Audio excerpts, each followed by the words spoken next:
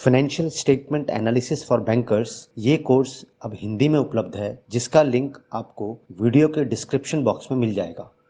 आइए फ्रेंड्स, अब हम रिजर्व्स एंड सरप्लसेस के बारे में पढ़ते हैं। रिजर्व क्या होता है और सरप्लस क्या होता है, आपको मैं एक डायग्राम की मदद से समझाता हूँ। फिर उसके बाद हम थ्योरी पार्ट में चलेंगे। आपके सामने मैंने एक प्रॉफिट एंड लॉस अकाउंट बनाया, ठीक है, जैसे स्ट्रक्चर बनाया उसको आपको समझाने के लिए। तो प्रॉफिट एंड लॉस में पहला आइटम आपका सेल्स हो गया, और जो बॉटम लाइन होती है प्रॉफिट एंड लॉस अकाउंट की, वो क्या होती है? टू नेट प्रॉफिट, है ना। ये इसका लास्ट आइटम होता है। तो प्रॉफिट एंड लॉस अकाउंट बना और इसका लास्ट आइटम हुआ नेट प्रॉफिट। नेट प्रॉफिट में से क्या होता है? रिजर्व्स क्रिएट होते हैं, रिजर्व्स, ठीक। रिजर्व्स क्रिएट होने के बाद जो लास्ट में जो अमाउंट बचता है उसको मैं बोलता हूं रिटेन्ड प्रॉफिट, रिटेन्ड प्रॉफिट। अब दोबारा से सुनिए, प्रॉफिट एंड लॉस अकाउंट है, पहला आइटम बाय सेल्स है, सारे खर्चे आते हैं, selling, general and administrative, operating expenses, सारे नॉन ऑपरेटिंग एक्सपेंसेस आते हैं, नॉन ऑपरेटिंग इनकम आती है, सारे इनकम, सारे एक्सपेंडिचर आते हैं। लास्ट में जो बचता है वो बचता है नेट प्रॉफिट। नेट प्रॉफिट के बाद रिजर्व्स क्रिएट होते हैं, और जब नेट प्रॉफिट में से रिजर्व्स वगैरह क्रिएट हो जाते हैं, जो लास्ट में जो बैलेंस बचता है उसको बोलते हैं रिटेन्ड प्रॉफिट, ठीक। ये रिटेन्ड प्रॉफिट क्या होता है? ये बैलेंस शीट में जाता है। ये बैलेंस शीट में जाकर के एक जगह इकट्ठा होना शुरू हो जाता है। हर साल का रिटेन प्रॉफिट बैलेंस शीट में जाकर के एक जगह पे इकट्ठा हो जाता है। वो जहां पर इकट्ठा होता है उसको बोलते हैं सरप्लस, उसको बोलते हैं सरप्लस।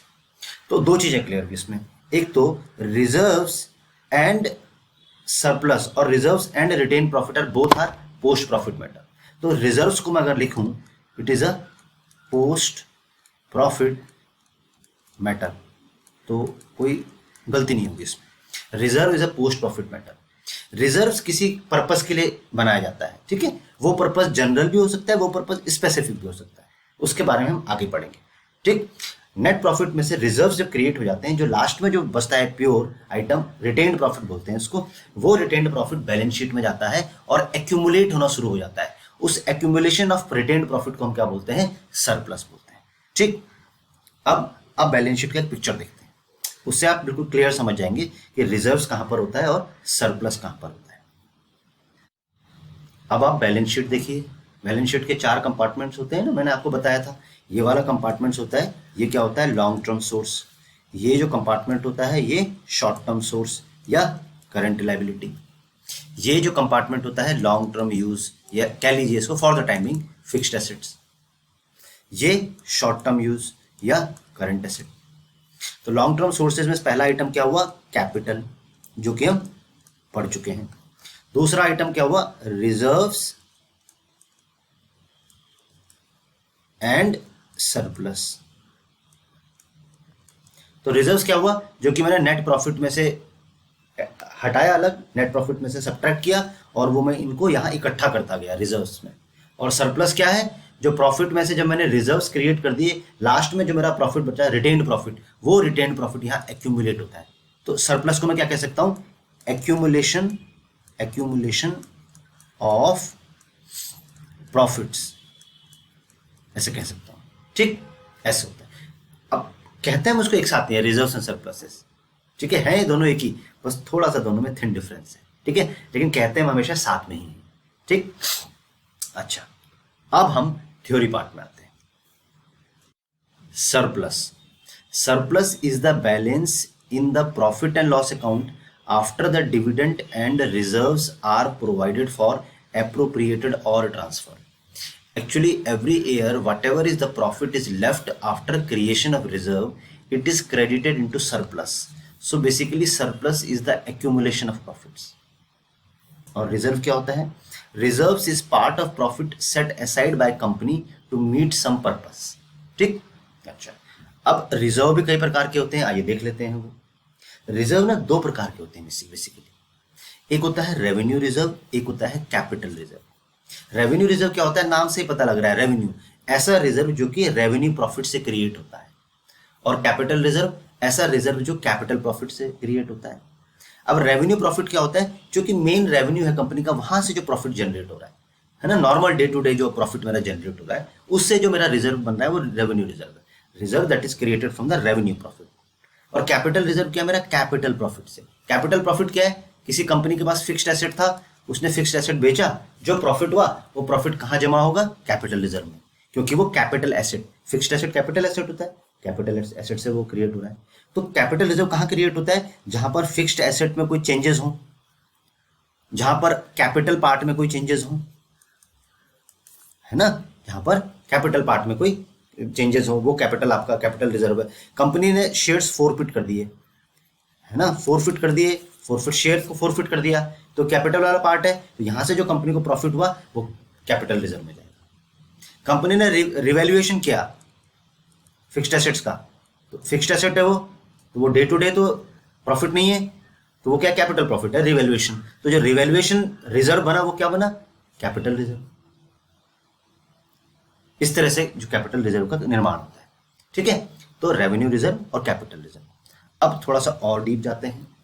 रेवेन्यू रिजर्व भी दो प्रकार के होते हैं, एक होता है जनरल रिजर्व, एक होता है स्पेसिफिक रिजर्व। जनरल रिजर्व नाम से ही पता लग रहा है, इसको किसी भी तरीके से इस्तेमाल कर सकते हैं, इसको बोलते हैं फ्री रिजर्व। फ्री रिजर्व, इसको किसी भी तरीके से इस्तेमाल कर सकते हैं।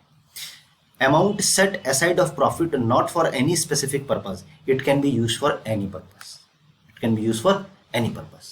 दूसरा होता है स्पेसिफिक रिजर्व। अब स्पेसिफिक रिजर्व भी रेवेन्यू रिजर्व भी हो, ये रेवेन्यू प्रॉफिट से रहा है, बट ये रिजर्व किसी स्पेसिफिक पर्पज के लिए इस्तेमाल हो रहा है, बाकी दूसरे पर्पज के लिए इसका इस्तेमाल नहीं हो सकता है। जैसे वर्कमैन कंपनसेशन रिजर्व।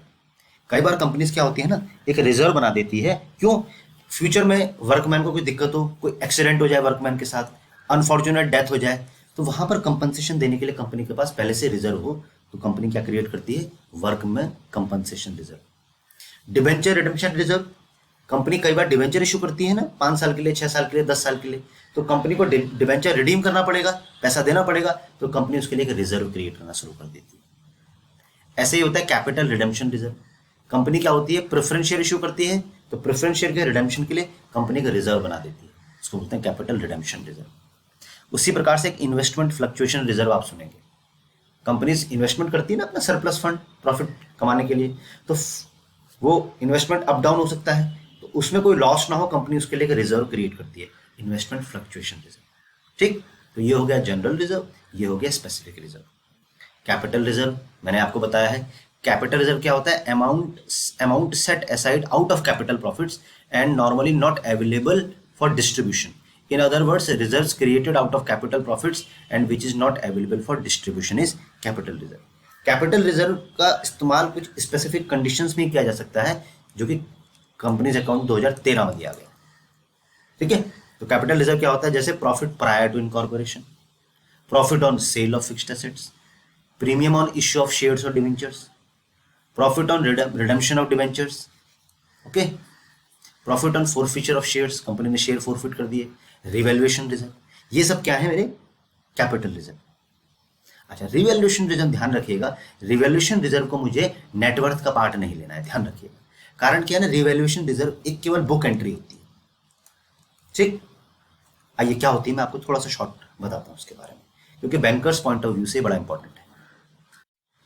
फिर से एक पिक्चर में आते हैं बैलेंस शीट के, ठीक है, ये एसेट साइड। जो बैलेंस शीट में जो फिक्स्ड एसेट होते हैं ना, फिक्स्ड एसेट अपना ओरिजिनल कॉस्ट को बेस मान करके बैलेंस शीट में दिखाए जाते हैं। एक कॉस्ट होता है जिसको बोलते हैं कॉस्ट कंसेप्ट, कॉस्ट कंसेप्ट या हिस्टोरिकल कॉस्ट कंसेप्ट। ये कंसेप्ट क्या बोलता है कि जो एसेट्स हैं, पर्टिकुलरली जो फिक्स्ड एसेट्स हैं, वो अपने ओरिजिनल कॉस्ट को बेस मान कर ही दिखाई जाएंगे। तो कंपनी जब फिक्स्ड एसेट खरीदती है, तो जो उसका ओरिजिनल कॉस्ट होता है, ठीक, उसमें से क्या होता है, कंपनी हर साल डेप्रिसिएशन जो है माइनस करती है, तो जो नेट ब्लॉक होता है कंपनी उसमें दिखाती है ना, बट उसका जो बेस होता है वो ओरिजिनल कॉस्ट होता है। कई बार कंपनी क्या करती है, फिक्स्ड एसेट को रिवैल्यू करती है। रिवैल्यू क्या होता है, कंपनी का सपोज फिक्स्ड एसेट 100 लाख का है, ठीक है, कई साल हो गए कंपनी को खरीदते हुए, कंपनी की आज जो बुक वैल्यू है फिक्स्ड एसेट की आफ्टर डेप्रिसिएशन 100 लाख है। कंपनी इसको रिवैल्यू कर देती है मार्केट हिसाब से कि आज अगर इसकी वैल्यू क्या होगी मार्केट में, तो सपोज 100 लाख का कंपनी ने रिवैल्यूएशन किया, वो 900 लाख हो गया, तो कंपनी क्या करेगी, इस 900 लाख को दिखा देगी फिक्स्ड एसेट में, ठीक, यानी कि 800 लाख रुपए कंपनी की बैलेंस शीट का साइज एसेट साइड का बढ़ गया है। अब चूंकि ये बैलेंस शीट है तो दोनों साइड बराबर होनी चाहिए, तो जो 800 लाख 800 लाख यहाँ इंक्रीज हुआ है, कंपनी 800 लाख की लाइबिलिटी साइड में भी इंक्रीज करेगी by way of revaluation reserve, revaluation reserve. ठीक, तो कंपनी क्या दिखा देगी अपने कैपिटल रिजर्व में रीवैल्यूएशन रिजर्व दिखा देगी। बट ये केवल एक बुक एंट्री है, यहां पर जो एक्चुअल प्रॉफिट तो कुछ है नहीं ना, एक्चुअल जो है एक्चुअल मनी तो कुछ आया नहीं, एक्चुअल टेंजिबल प्रॉफिट तो कुछ आया नहीं है। इसीलिए हमेशा ध्यान रखें कि रिवैल्यूएशन रिजर्व को जो है नेटवर्थ में नहीं लेते, ध्यान रखिएगा इसको। ठीक, अच्छा, अब एक चीज और, कई जगह ना आप रिजर्व की जगह रिजर्व फंड वर्ड देखेंगे, reserve fund, workman compensation reserve fund, investment fluctuation fund. Fund क्या होता है, जब भी किसी रिजर्व को किसी आउटसाइड सिक्योरिटी में इन्वेस्ट कर देते हैं तो बन जाता है फंड। जब भी किसी रिजर्व से कंपनी कोई मतलब किसी फंड में या किसी इन्वेस्टमेंट में उसको इन्वेस्ट कर देती है, कंपनी के पास रिजर्व था, कंपनी ने उस रिजर्व को एफडी के रूप में बैंक में रख दिया, तो वो रिजर्व और बन जाएगा फंड। ठीक, तो जब भी रिजर्व्स को हम आउटसाइड बैंक मतलब कंपनी से बाहर कहीं पर हम उसको इन्वेस्ट कर देते हैं तो बन जाता है फंड या रिजर्व फंड। तो फ्रेंड्स, ये था आपका रिजर्व्स एंड सरप्लसेस के बारे में।